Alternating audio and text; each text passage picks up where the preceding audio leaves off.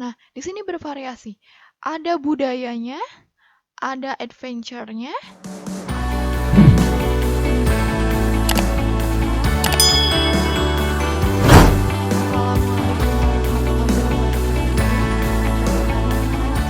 kabarnya.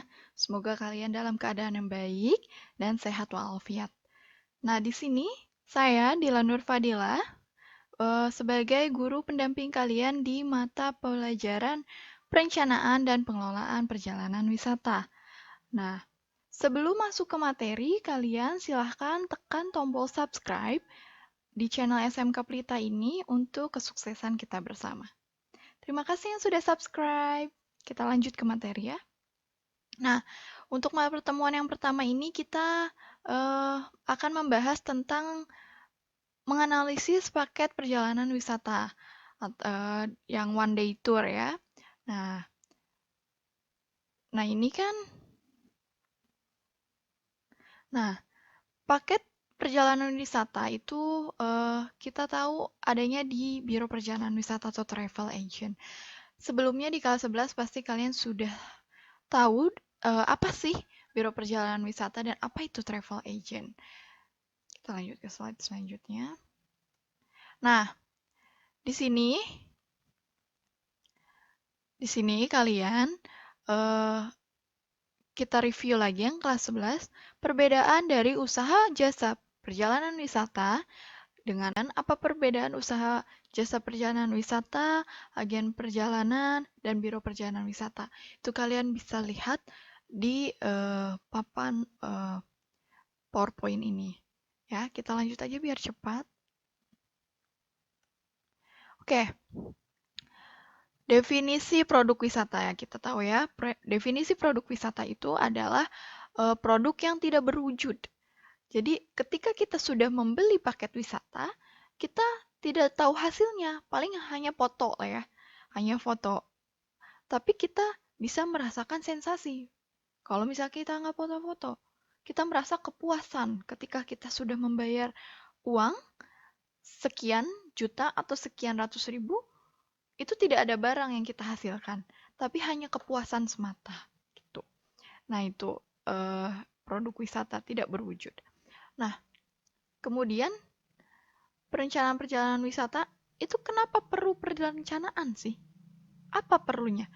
Karena kegiatan perjalanan wisata yang kita lakukan akan didapatkan secara maksimal kalau semuanya sudah direncanakan. Misalkan, kalau kalian ingin pergi ke suatu tempat tanpa direncanakan, kalian tidak tahu lokasinya di mana, kalian tidak tahu bagaimana caranya menuju lokasi tersebut, itu kalian akan membuang-buang waktu yang seharusnya kalian mendapatkan 2 tempat wisata, tapi kalian hanya mendapatkan 1 tempat wisata. Makanya perlu namanya perencanaan. Nah, kita lihat lagi. Nah, yang pertama yang kita lakukan adalah menentukan tempat. Ya kan? Sebelum kita pergi, itu perencanaan yang kita lakukan, kita tentukan dulu tempatnya. Kalau kalian ingin membuat suatu paket wisata, itu harus tentukan tempat lokasi wisatanya itu yang sedang tren atau yang digemari atau sesuai dengan permintaan calon pembeli atau pelanggan. Bagaimana sih Bu sedang tren? Nah, kita lihat. Sekarang musim panas. Musim panas biasanya banyak wisatawan yang ingin ke pantai. Silakan kalian bikin paket wisata bernuansa pantai. Atau di daerah saya tidak ada pantai, Bu. Berarti kalian bisa bikin paket wisata camping yang seru-seruan. Itu terserah kalian. Mencari tren yang terbaik apa. Yang kedua adalah usahakan lokasi wisata satu dengan yang lainnya saling berdekatan. Kenapa harus seperti itu? Karena agar kalian itu mendapatkan satu hari beberapa tempat lokasi wisata. Jadi si pelanggan atau calon wisatawan itu tidak merasa rugi untuk membeli paket wisata kamu. Pasti mereka berpikir, oh saya hanya mengeluarkan uang sebanyak ini, saya bisa mendapatkan tempat lokasi wisata kesini, kesini, kesini.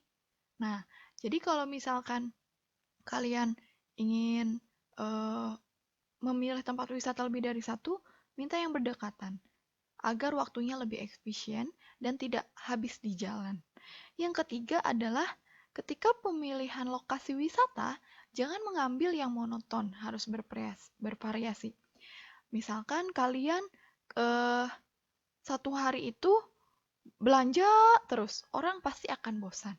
Atau satu hari itu mengunjungi semua pantai terus, itu dia pasti akan bosan. Pilihlah yang bervariasi maksudnya.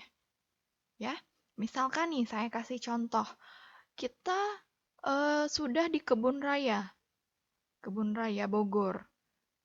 Kita bawa lagi dia ke Sinangbarang melihat budaya budaya setempat. Itu kan bervariasi. Kemudian setelah itu kita bisa ajak mereka berbelanja di Sentul. Ada pusat oleh-oleh. Nah, jadi bervariasi, tidak semuanya. Tidak misalkan saya bikin yang pertamanya ke Taman Buah Mekarsari, terus ke Taman Matahari, terus ke Kebun Raya, yang semuanya ya itu saja yang mereka lakukan. Seperti itu. Nah, selanjutnya.